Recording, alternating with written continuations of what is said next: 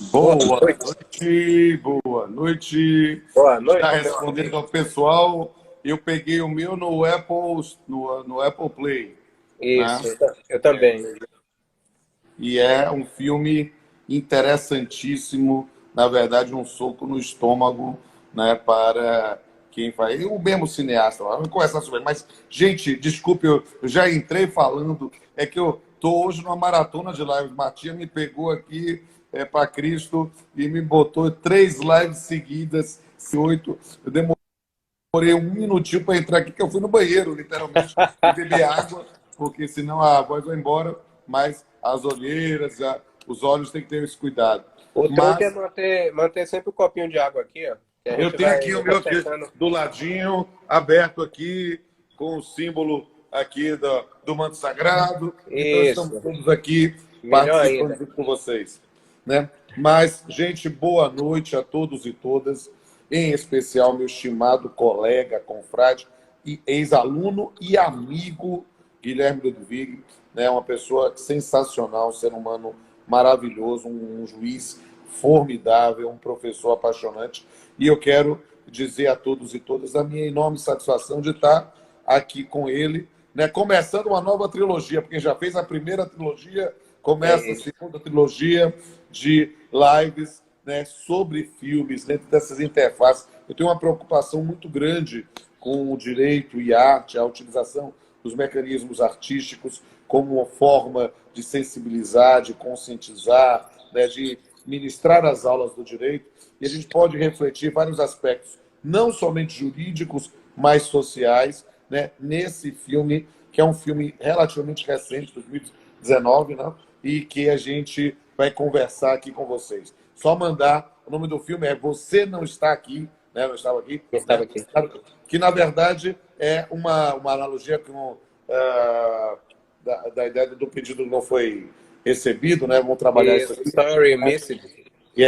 E quero mandar um beijo a todos e todas, especial aqui a doutora, né, Andréa Ludwig, né, esposa aqui do nosso amado Guilherme, que eu tive a honra de ter a Andréa como aluna, como estagiária, né, e nesse ponto também, quando começou lá como juiz, estagiária lá, que era as minhas meninas superpoderosas lá, e depois foi minha juíza auxiliar, excelente, tenho assim uma adoração, uma fã. Quero mandar um abraço a todos e todas que estão aqui participando, em especial a doutora Bruna Corte Real, que é uma nova amiga também que fiz aqui. Manda um grande beijo aqui a todos e todos que estão nos assistindo.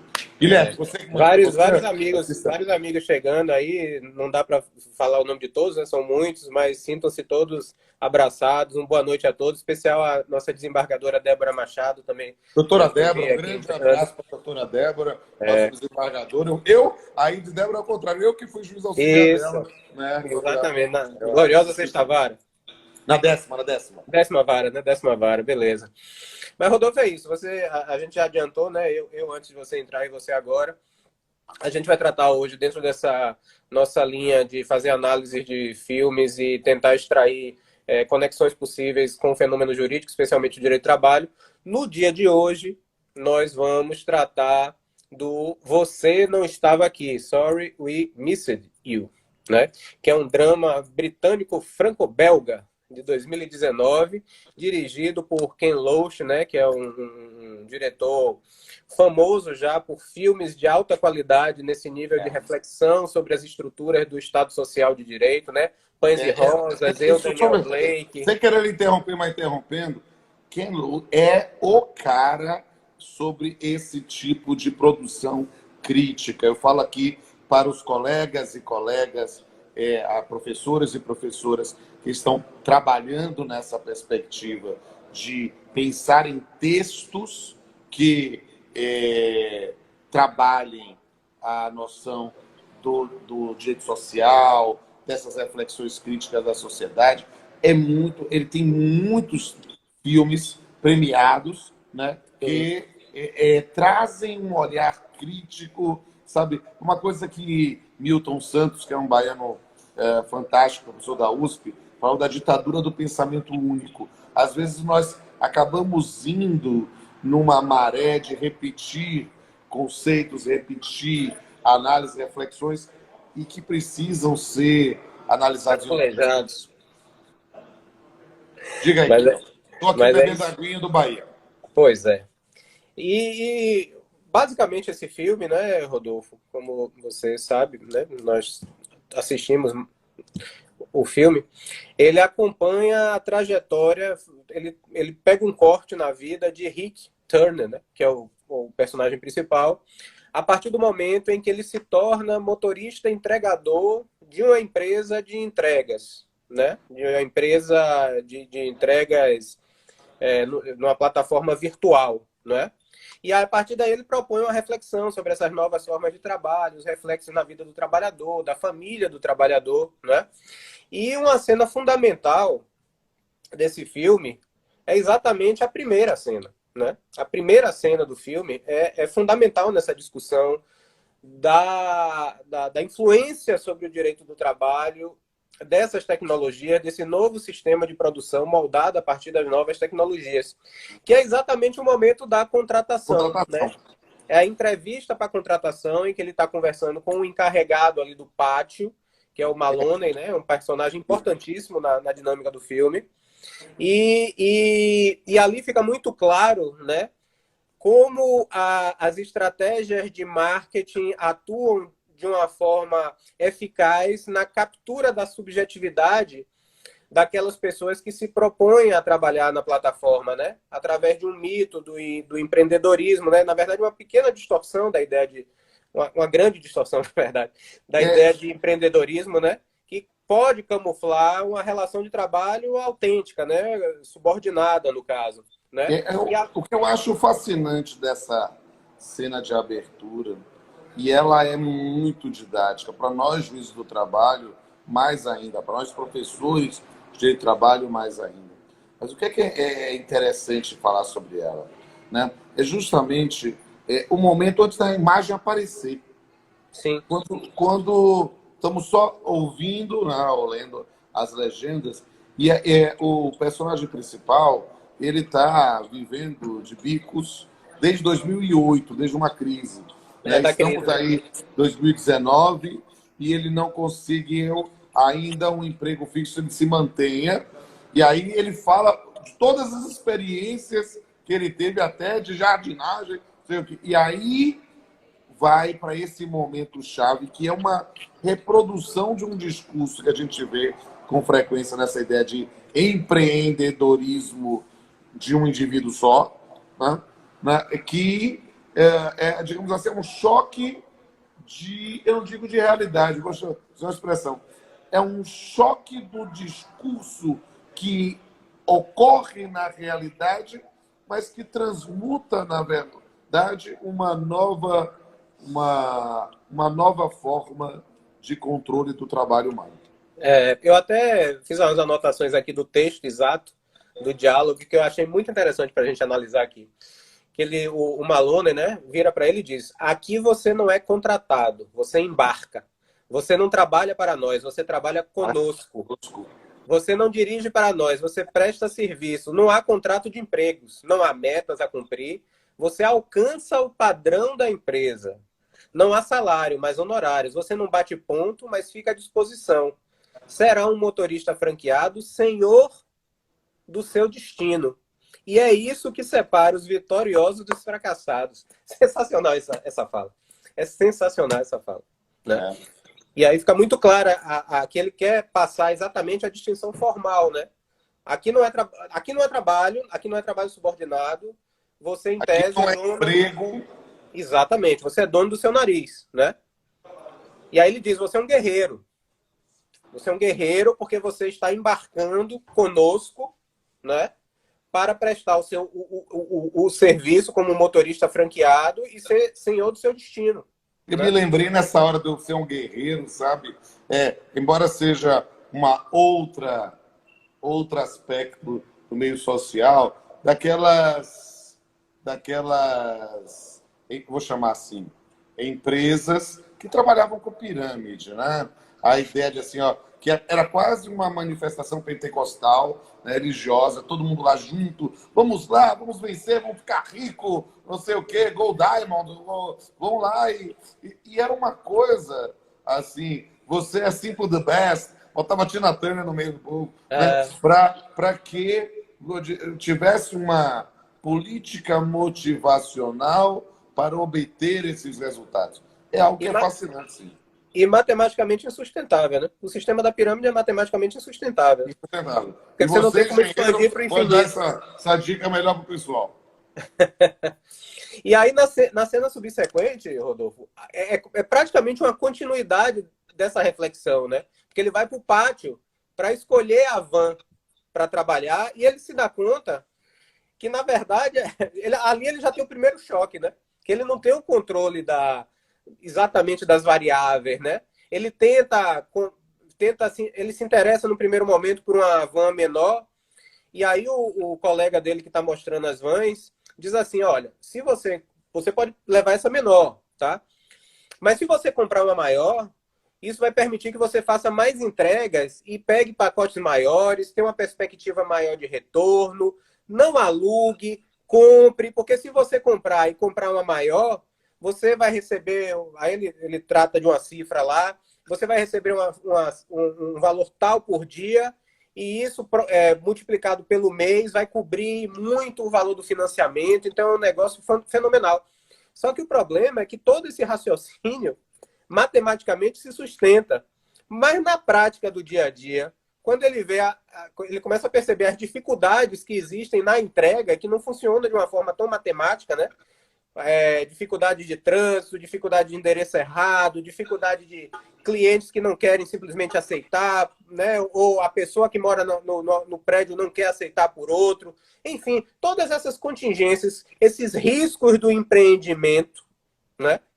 Que em tese não seriam deles, mas sim da empresa, Uhum. pelo menos na lógica nossa brasileira, né, da Exato. CLT, começa a pesar e tornar impossível chegar naquele patamar matemático que o colega apresentava como vantajoso para ele adquirir a van maior, né? Isso. E isso me permita. Eu percebo, gente, é inevitável te dar spoilers, tá? Porque nós estamos fazendo um aspecto crítico. Mas eu quero fazer um link com uma cena que acontece lá pelo meio do filme e que é interessantíssimo ver esse confronto. Por quê? Porque ele passa por dificuldades. Para adquirir essa van, ele teve que vender o carro da mulher, que é uma trabalhadora também, que cuidadora de idosos e que precisava desse carro para se deslocar, porque muitos moravam longe, né? Há uma cena que é um momento de integração familiar, mais à frente, em que, olha, estão tendo um raro momento, é um momento raro no filme que a família está unida, mas aí ela é chamada e aí eles resolvem ir, todo mundo na van, né? Lá se divertindo. Eu, na hora, eu fiquei assim, sabe, aquele momento de espírito de pouco, de assim, gente, vai acontecer alguma coisa, eles vão bater, vai acontecer, porque para ele ter se arrependido. Mas não, isso prossegue. Mas momentos antes dessa cena, algo que foi muito didático, né?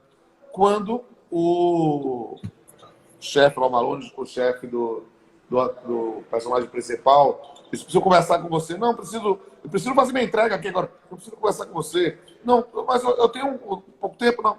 Todos temos, pelo um pouquinho. Aí atende mais dois e volta. E ele disse, você está ótimo, está atendendo todas as regras, está obtendo ótimos resultados, feedback muito positivo, mas você, no dia tal, levou alguma pessoa com você? Isso. Ele disse, não, levei minha filha. Não é permitido pelas regras da empresa. Aí ele fala assim, oi, mas eu não sou o dono da van, eu não sou autônomo, né? Não sou o dono do negócio? Como assim? Como assim? Como assim? A ficha Isso vai começando a cair, né? A ficha vai começando a cair no meio eu diria do que caminho. esse momento é um momento de virada copernicana, né? É um momento, sabe, você que foi meu aluno em metodologia, né? Da angst de Heidegger, sabe? É, Em que você começa a entrar na angústia e ter o estalo para perceber o que está acontecendo. pois é.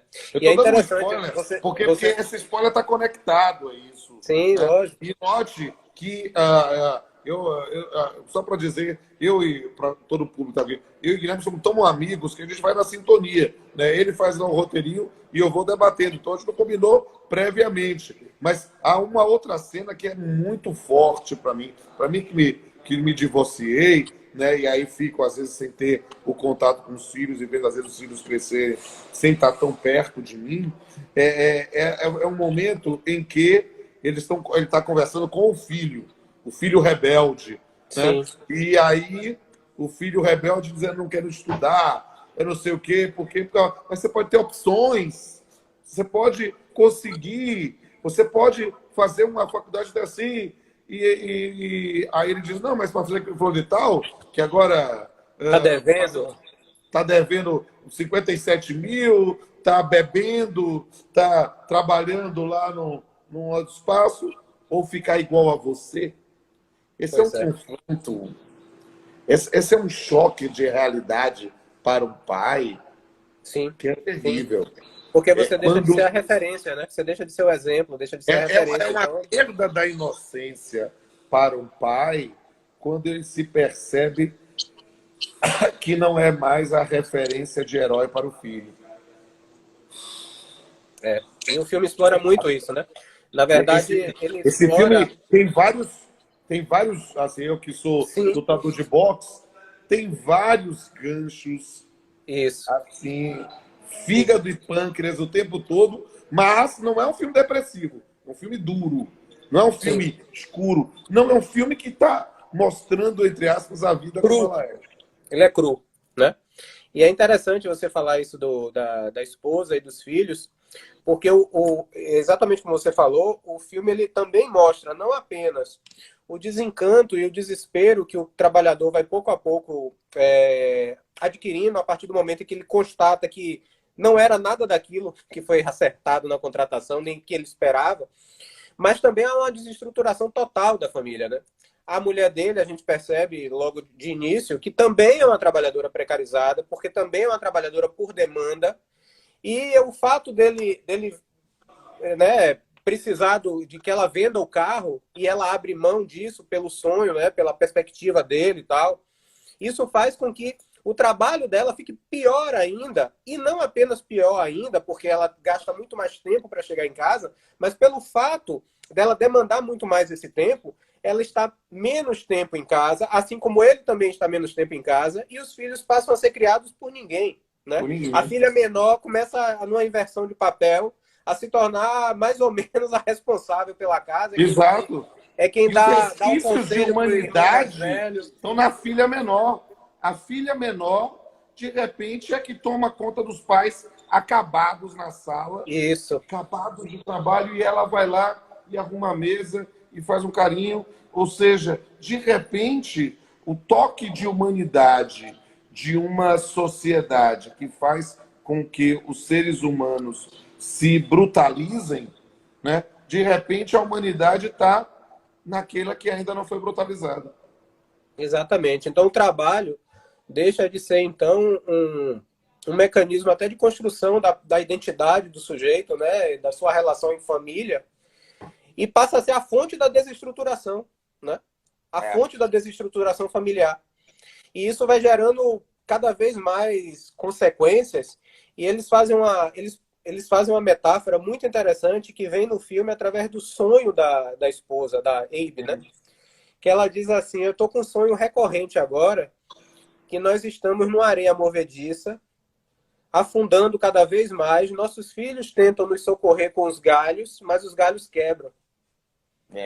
Que é essa noção, né? O filme todo vai demonstrando que as dificuldades do Rick, né, vão cada vez mais aumentando, na medida em que também ele vai percebendo que os sonhos vão se desfazendo, né? E cada vez mais se torna difícil ele sair daquele ciclo, né? Porque ele vai ficando mais endividado, porque ele vai tendo outros acidentes concretos mesmo, né? Sofre violência. Exato. E cada vez mais ele fica preso nessa areia movediça, né? A família inteira fica presa na areia movediça, com consequências nefastas. E essa ideia da areia movediça, tem uma cena que é anterior a ela, mas que eu fiz a conexão imediata, que é quando um outro entregador, vendedor, autônomo lá, ele chega atrasado, olha, então, olha, não sei aqui, não, mas foram 2 horas, porque o carro quebrou, não sei, 2. Aí o chefe retira dele a rota e oferece a todos os outros. Isso. E muitos disseram, não estou precisando de dinheiro, não. Mas percebo, não estou precisando de dinheiro, na verdade, era uma espécie de solidariedade àquele, mas o outro está ali ainda meio Rick, né? embasbacado com isso. Ah, eu aceito. Quando ele vai gera a situação da explosão, né? Da agressão. Exatamente. É Algo isso. que é poderoso. E é, na verdade, um cair na areia movediça. Você é levado. A gente, É, na magistratura, às vezes, fala que, a gente repete muito a expressão, que às vezes ele parece estar enxugando gelo, que não adianta julgar aqui e não consegue mudar. Né? Às vezes, o enxugar gelo é também cair numa areia movediça que a gente não consegue achar solução ou saída. E parece que estamos fadados a afundar. exatamente. E essa competitividade termina gerando, e o filme demonstra um pouco isso também, que os trabalhadores começam a ficar uns contra os outros, né?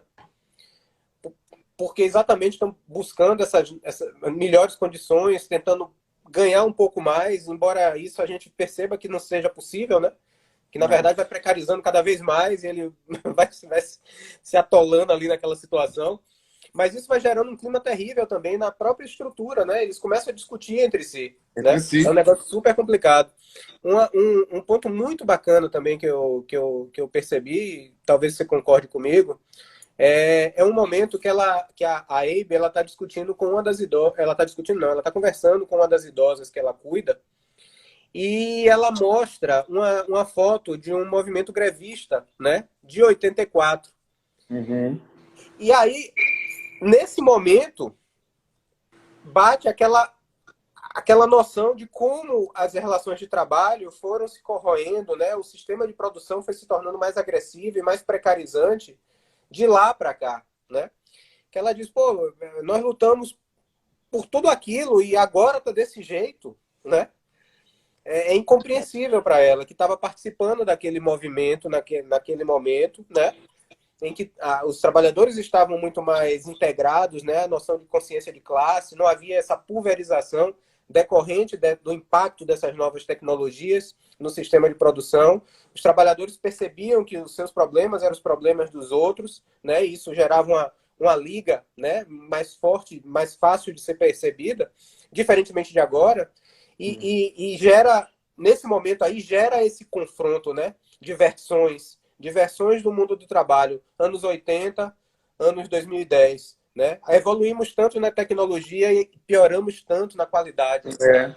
E perceba que em 84 é um marco também histórico, né? Quando a gente pensa uma atuação ainda mais forte de Margaret Thatcher, né? Sim, No período da Grã-Bretanha, uma noção mesmo de quebrar mesmo o sindicalismo. A ideia é, quando a gente pensa em Margaret Thatcher na Grã-Bretanha e Ronald Reagan nos Estados Unidos, é justamente a eclosão disso que a gente chamou de neoliberalismo, né? Na ideia de uma quebra do modelo de Estado social, que no Brasil isso só vai acontecer bem posteriormente, mas na verdade começa tudo lá, né? No momento em exatamente. que a gente pensa na queda da União Soviética, o fim da história do Francis Fukuyama, né? A gente pensa tudo isso em 89, 90, e na ideia de ó, acabou o perigo vermelho, então a gente agora tem que transformar tudo, todo mundo em empresário, porque a gente não precisa mais de dar esses benesses, esses contratos sociais, né, aos Isso, trabalhadores. É isso. algo para quem estuda a história e para quem compreende, em especial, o direito do trabalho, é um filme imperdível. É. O cenário começa ali já nos anos 70, né, com a crise do É, petróleo, né? Aí o Estado Social vai se mostrando em alguns momentos insuficiente, e aí surge o momento adequado para que Thatcher na Inglaterra, Reagan nos Estados Unidos, né, tragam essa agenda nova, que a gente vai percebe que ela se instalou e vai avançando, avançando, avançando. A diferença agora, em termos de reflexo para o direito do trabalho e precarização, é que com esse desenvolvimento tecnológico absurdo que aconteceu nos últimos anos, esse tipo de possibilidade de controle e de enxugamento dos tempos do processo e de um sistema de vigilância muito mais coeso e preciso e eficaz, ele torna, não é, o direito muito mais precarizado, o direito do trabalho muito mais precarizado. Né? Ele vai eliminando todas as barreiras, né, que a legislação tentava ainda criar para garantir um patamar mínimo de direitos. Né? Em última análise, é o trabalho por demanda elevado à centésima potência. Né? grau exponencial. Exatamente. Né? E é muito interessante como, dentro desse contexto, como aumenta a vigilância sobre o trabalho, né? Sim. Aumenta a vigilância sobre o trabalho, embora se diga se tratar de um empreendedor, de um trabalhador autônomo, e isso fica muito bem caracterizado no aspecto que você trouxe há pouco, que é essa questão da filha, né? Quando ele leva a filha para o trabalho. Né? É. Aí ele Ali, para percebe. mim, digamos assim, é um momento de tomada da consciência e o início da perda da inocência. Sabe, eu acho que é algo que é uma virada muito importante também dentro de um filme que segue, vai numa sequência bem de demonstrar ou de trazer um diagnóstico de como nós assim, sabe, eu vou ser mais explícito, tá? Vou ser menos eufemístico. Gente, de como estamos sendo enganados, de como estamos nesse sistema de pensar nesse empreendedorismo que tem sido cantado aos quatro ventos, como isso, na prática, é uma grande armadilha para desmontar um sistema de proteção. Agora, como vai depois imaginar que isso seria uma relação de emprego dentro dessas nossas configurações tradicionais, é algo complicado, não é mesmo?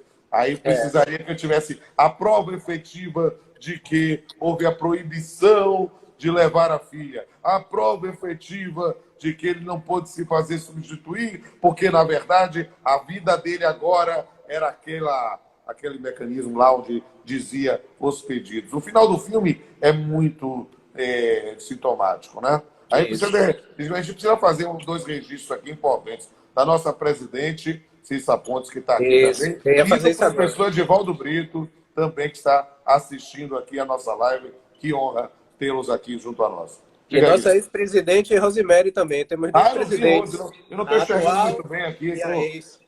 Então, um abraço aí para a Rose também, porque às vezes eu dou umas viradas aqui por causa da luz, e aí eu não vi. Mas um beijo para a Rose também. E é muito interessante isso, né, Rodolfo? Que tem a questão também dentro dessa ideia da desestruturação da família, e você em parte já tocou também nisso, a questão do filho, né?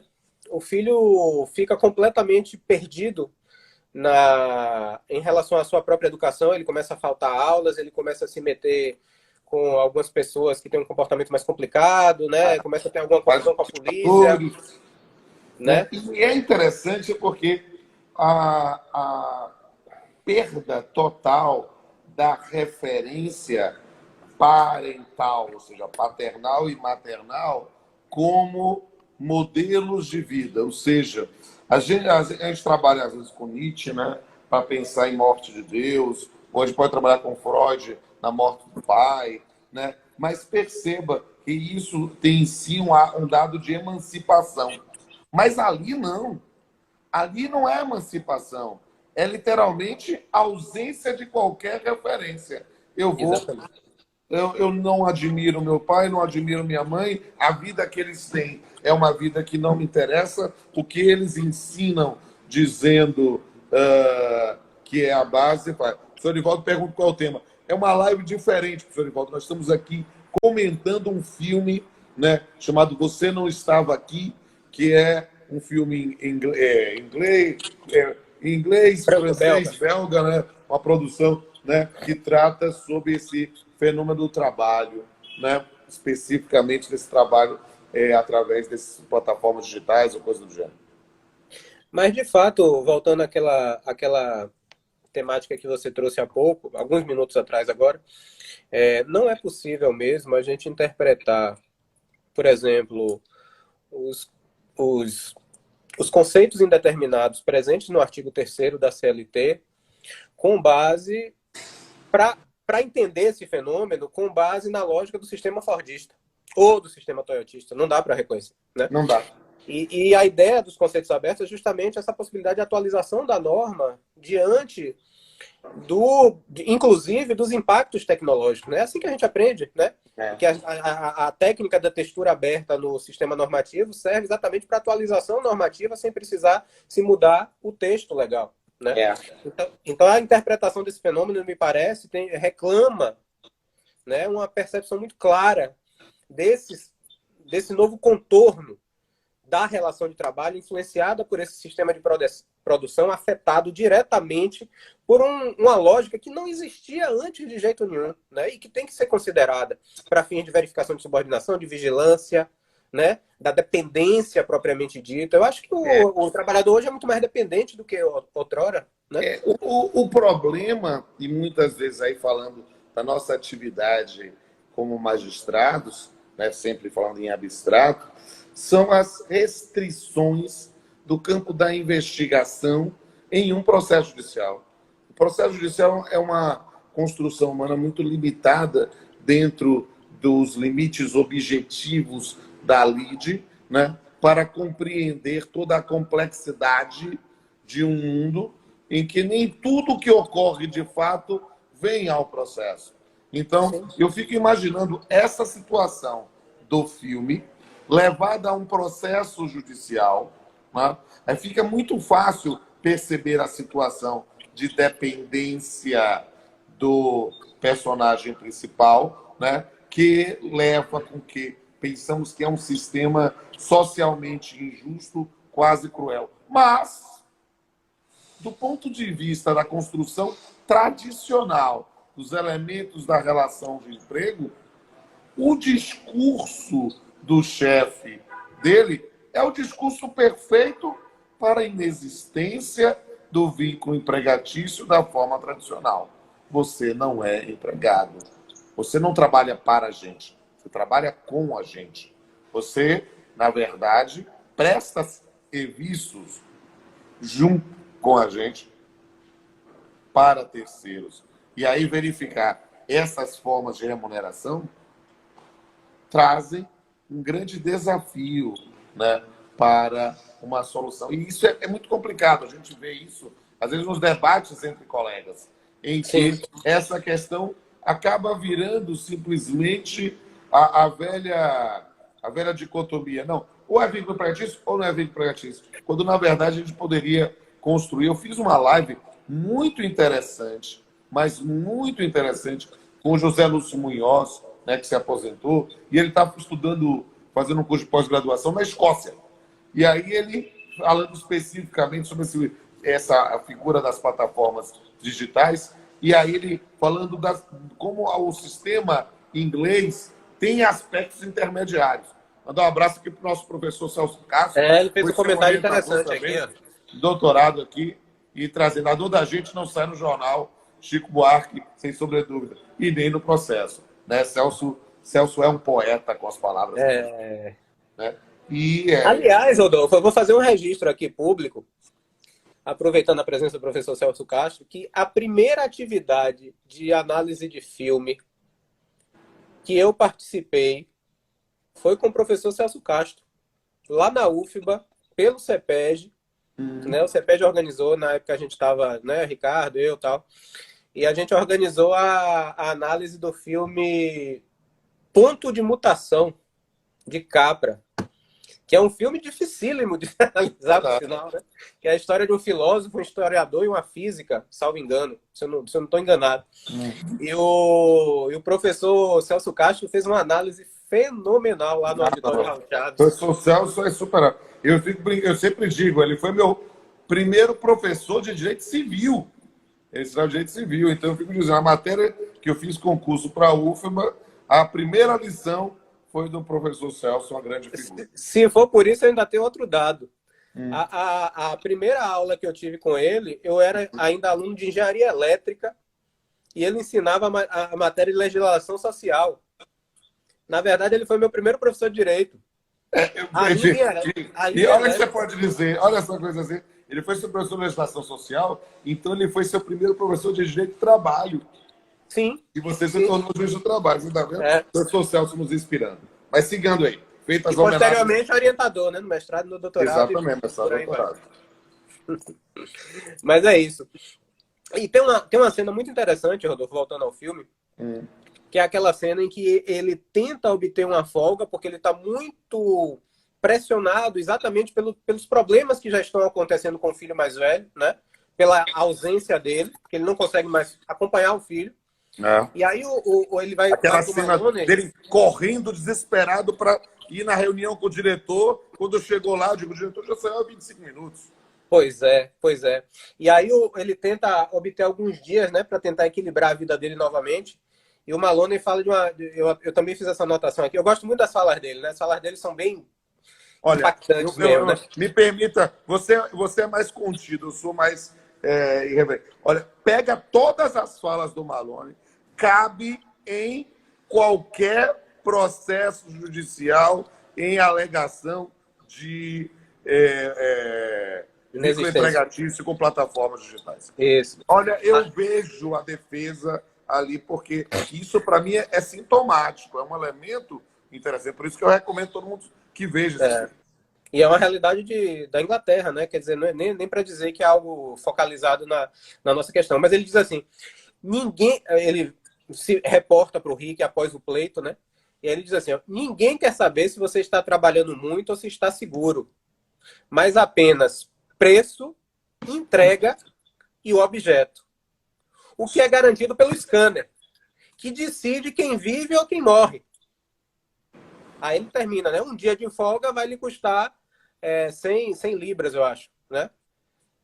Mas é o scanner que decide, é o aplicativo que decide. Ele não tem poder nenhum. Aí a máscara cai completamente, né? Totalmente. Aí ele deixa eu resgatar uma cena anterior. Estamos já falando da 40 minutos, mas deixa eu resgatar uma cena anterior, porque ainda mais nesse período de pandemia, que a gente tem visto as pessoas dar vazão a seus lados mais terríveis, às vezes podres, né? E arrogantes, né? Há uma cena um pouco antes dessa, né? Em que ele vai entregar um produto, acho que era um celular, alguma coisa assim, que era caro, né? E aí o indivíduo disse, me dê logo, não, me dê identidade. Não, agora eu estou sem identidade. Não, eu paguei, não sei o quê. E ele vai lá e confronta, ou seja, como muitas vezes, nessas situações, na relação de consumo com esse destinatário final, a arrogância é a postura.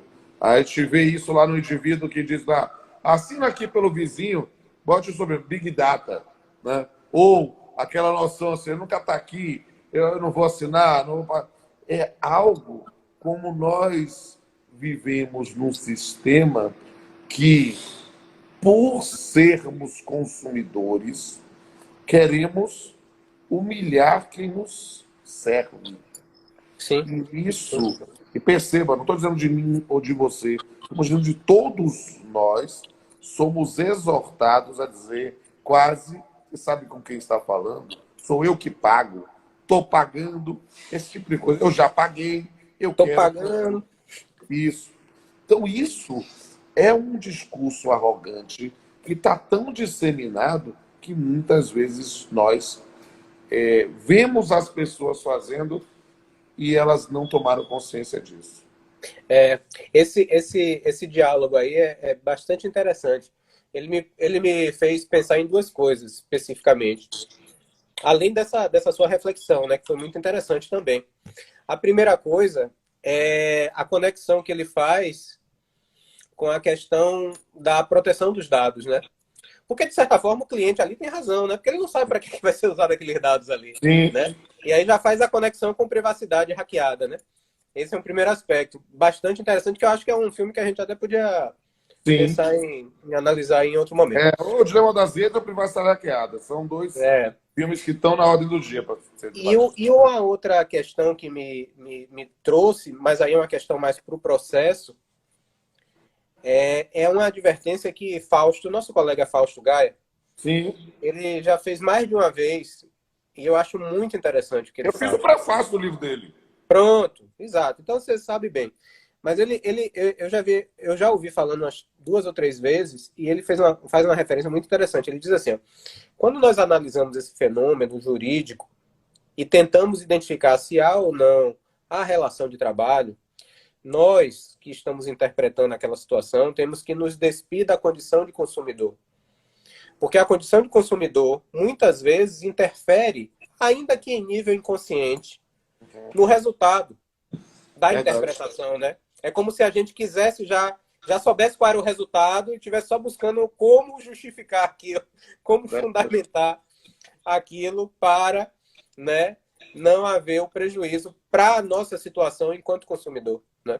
Isso é Não. muito complicado mesmo.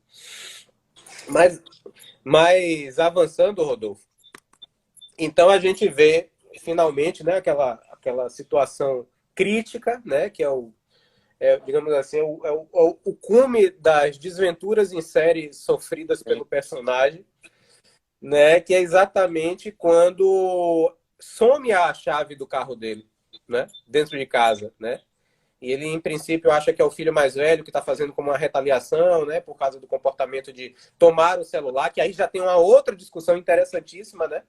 De como a vida dessa geração está completamente contaminada pelo domínio da tecnologia através do celular, né? O celular dentro de casa, o celular na mesa de jantar, na mesa de almoço, o celular o tempo todo. E quando você toma, gera um problema muito sério dentro de casa.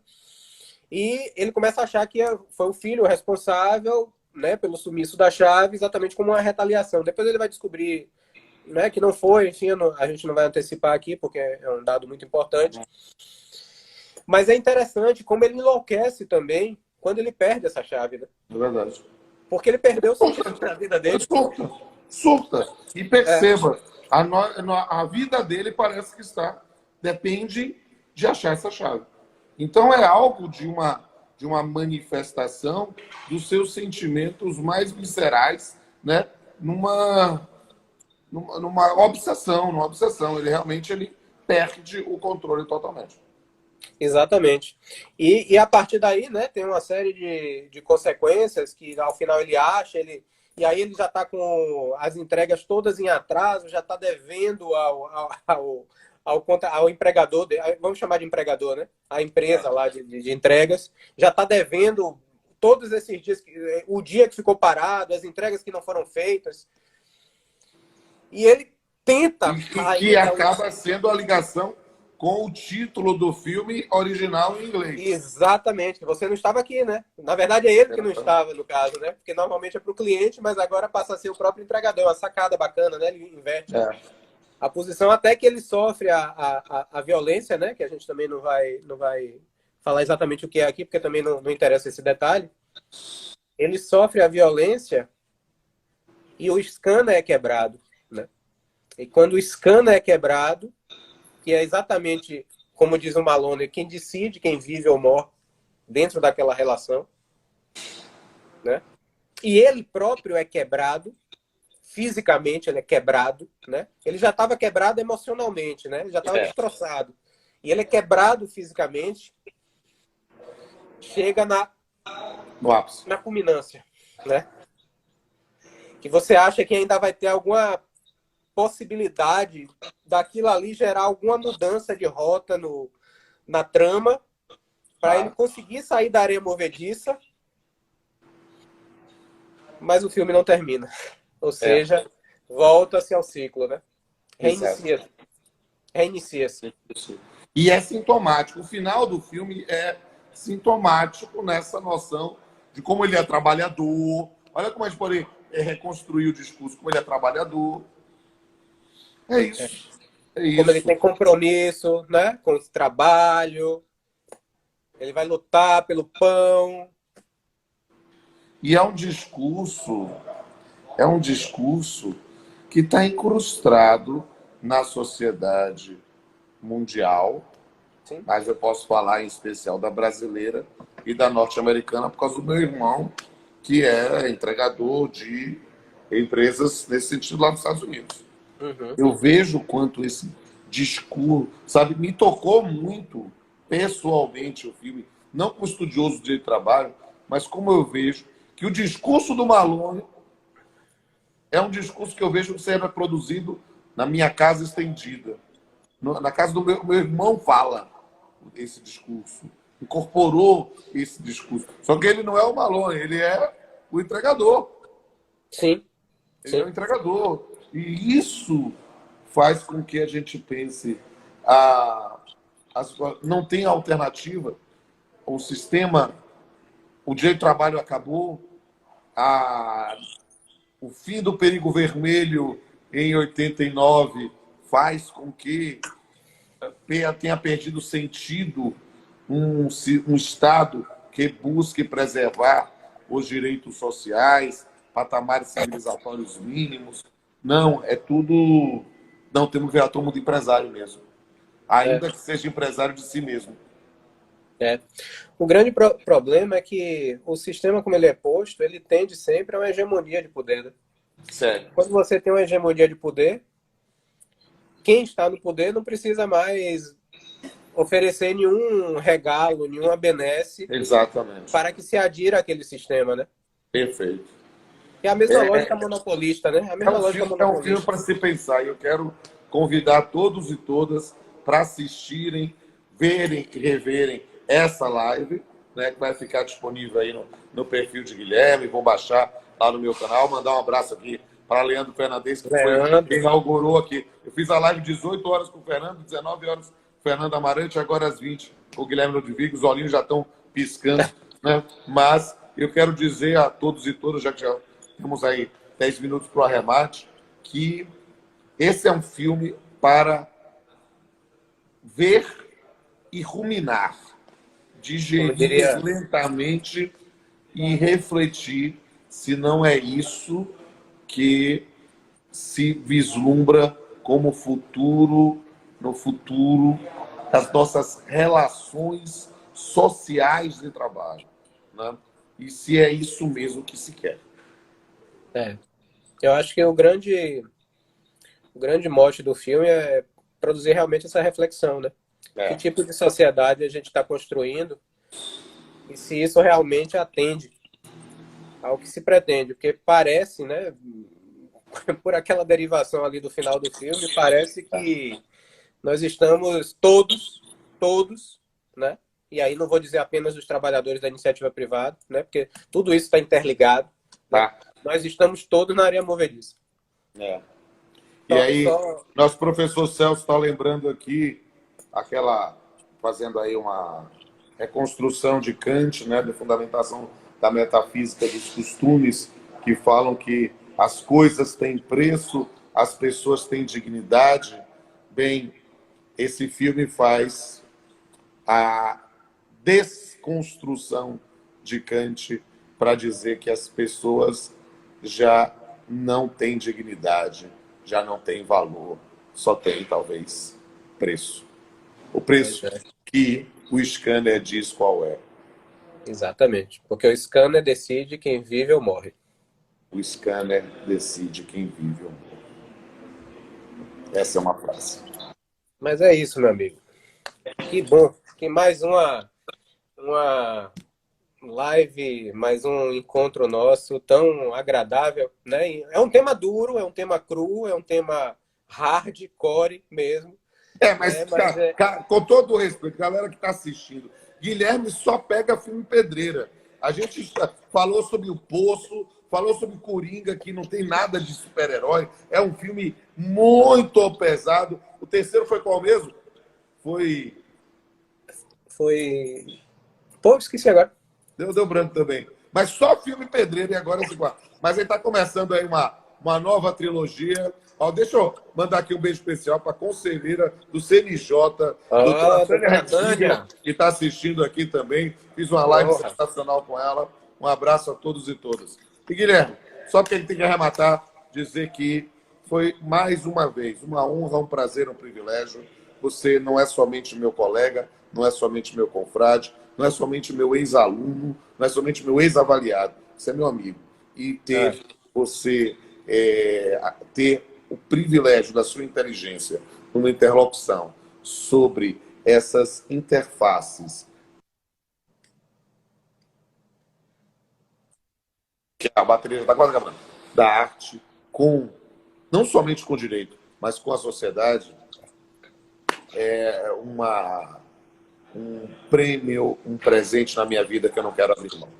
Você é minha referência, é meu grande amigo, né? A gente tem uma admiração recíproca, sincera e verdadeira, você sabe bem disso.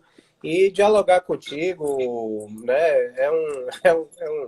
É um momento de muito prazer, assim. É muito bacana. É muito bacana. A Débora está sugerindo ele fazer com Parasita. Acho que a gente devia uma boa ideia. Parasita e outro, ou Liberdade Hackeada, ou Dilema das Redes, são referências obrigatórias para a contemporaneidade. Vamos nessa. Vamos pensar na próxima já. Tá bom? Até a próxima, querido. Valeu, meu caro.